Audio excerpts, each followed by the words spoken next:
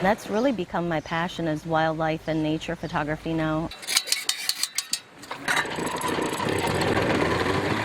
You want to go straight back by those reeds to start with? And then follow the shore route? I started doing photography in high school. If we go around the bed of reeds, that's where the long-necked grebes nest. So we can head over there and take a look and see if they have any young with them. And it just took off. At first I did a lot of portraits. This is like a Pocahontas moment.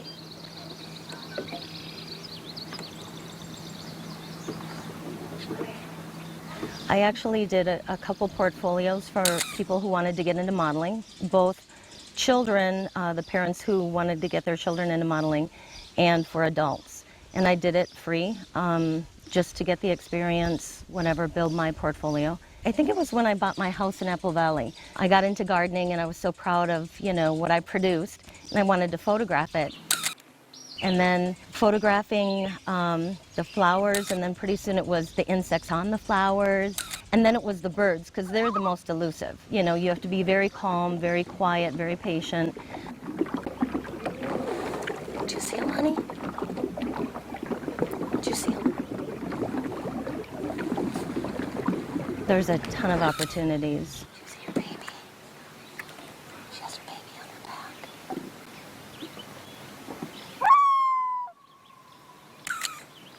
back. Just this last weekend when we went out, the mother, father, and baby loon. And that little baby, oh God. Did you see it was like this big? See him kick his leg.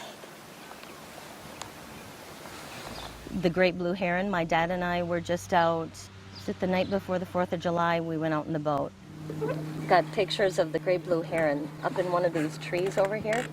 And what he was doing was he was dive bombing the birds that if you could get into the reeds, which is almost physically impossible, but there's reed beds in there where mallards lay eggs, and the terns, there's a lot of terns in there. Anyway, they dive bomb, and I think they try to get the eggs or the young, and these birds were attacking the heron, trying to get the heron to leave the area, and they chased the heron up into one of these trees, and we had just gotten through the reeds ourselves, and we were back over in this area when the heron landed, so we were literally right under it when it landed in the tree. It's pretty cool. And there was an eagle flying overhead, and of course, at the time I didn't have this camera, I had the little digital cheapy one, and I couldn't zoom in on it fast enough, so I got one shot of him flying away. But we've seen him, we call it the eagle tree. There's like a thumb sticking up, and he'll stick his fish on there and then like tear them apart, or whatever he catches. So great blue herons, loons, eagles. There was a deer that came down and was drinking water from the beach.